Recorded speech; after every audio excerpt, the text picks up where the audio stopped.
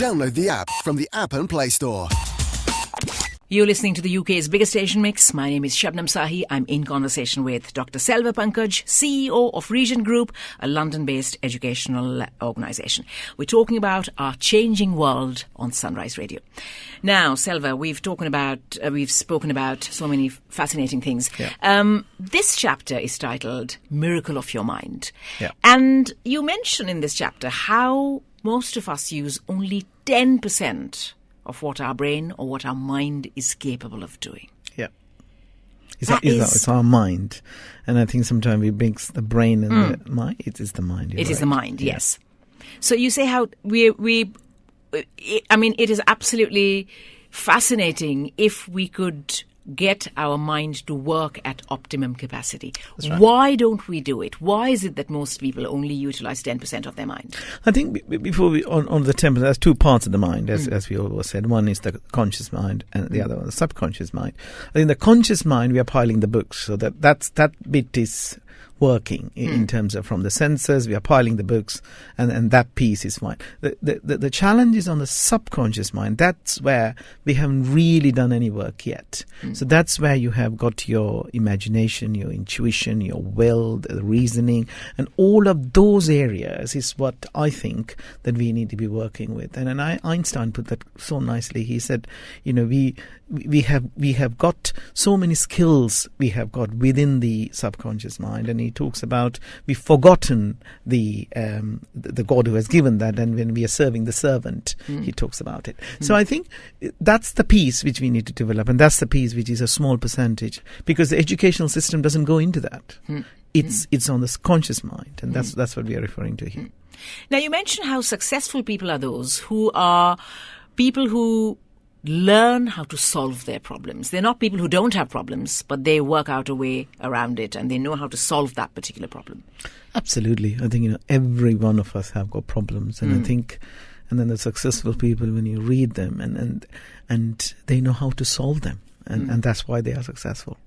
And is it because they have followed, as we've been discussing in all the other chapters, is it because they've followed a particular path, they've identified a goal, they've worked towards that goal, they visualized themselves as that successful person already, and then they've taken steps in the right direction? And as long as they don't violate the rights of others. I mean, that's very, very key.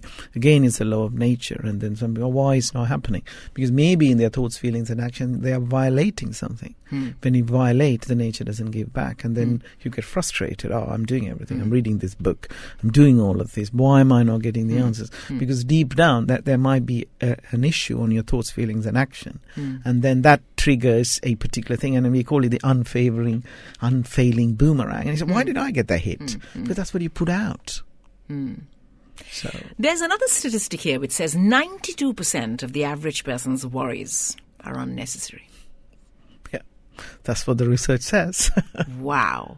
I know. How could you explain that a little bit more? I mean, is it pertaining to is it our everyday worries, or is it, again, when we're trying to achieve something, a particular goal, 92% of the things that we fret about, thinking that, oh, I'm sure this would go wrong, or that's never going to happen, or surely it's not for me, or it's a little out of my grasp? Yeah. The research talks about very specific different things about areas of the worry, but in a high level, most of the things, it's unnecessary worry. We just sort of dwell upon, and we take that to the subconscious mind. That's the key. Even if it comes and stays in the conscious mind, it doesn't really matter. What we shouldn't do is drop that to the subconscious mind. Soon as it drops into the subconscious mind, that's where the body reacts. If you just read something, and if you don't emotionalize it, it's fine. But we just imagine, we just sort of all sorts of worry. It's fear of poverty, fear of ill health, something goes wrong. So we develop it. And soon as you develop that worry, that becomes the goal. The nature thinks that's what it should happen. And it goes and does it for you. So are we talking about emotional detachment here? Is it possible as human beings to be completely emotionally detached? It's not emotionally detached. It's about what do you want. So it comes to your conscious mind because you'll pick it up. You'll see, hear, read, and all the rest of it. And then you have a choice. whether to take it to the subconscious mind. So you have a choice there. So that's where, we'll say, oh, they have got willpower, or they call it. But all they're doing is, and when you understand this model, understand the stick person, we call it, what Dr. Truman Fleet drew, and then you say, I am not taking that down. And that's how I'm, look, I worry as well. It's and especially if it's your children and things like that. It's easy to come on a program or say things clearly I'm nowhere because near. You don't know what lurks at the next corner. You don't know what life will throw at you tomorrow, right? Yeah, and don't expect the worst, expect the best. And that's what it is. And I think rather than thinking something is going to go wrong, and when you think, then it does go wrong, because that becomes the goal. That the nature then takes it and say, all right, then let me give it to you then.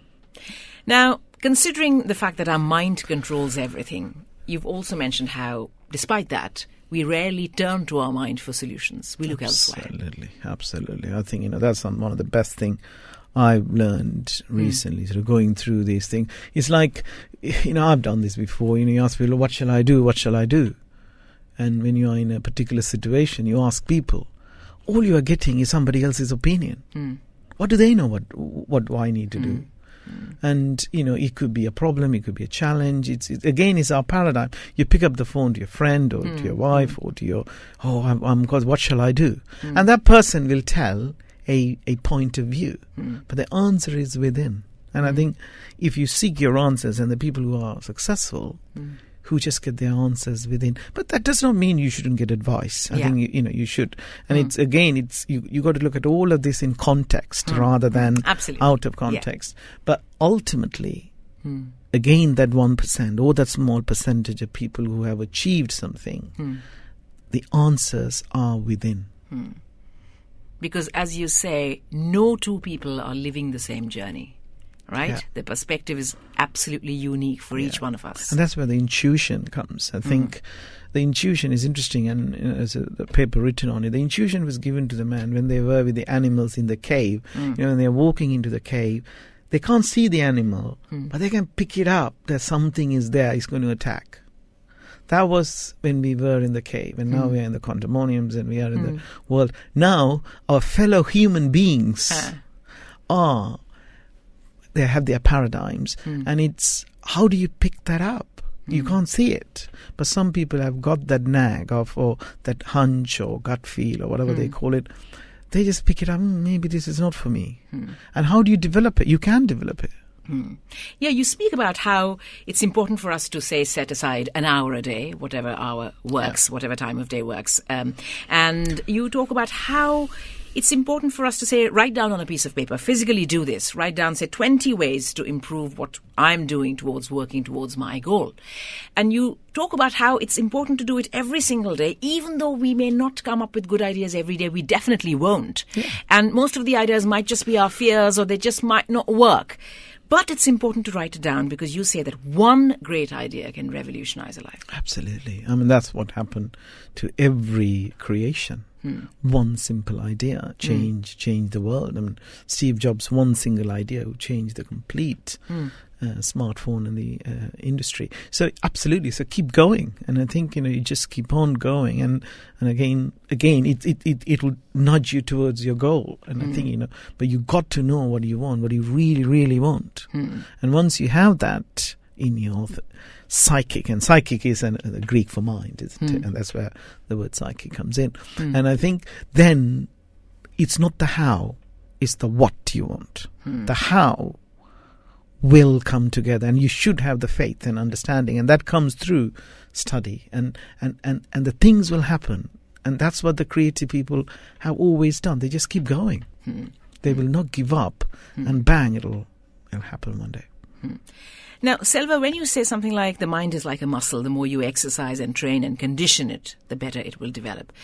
So, I mean, would it be specific to specific goals? I mean, do you need to, or are you developing?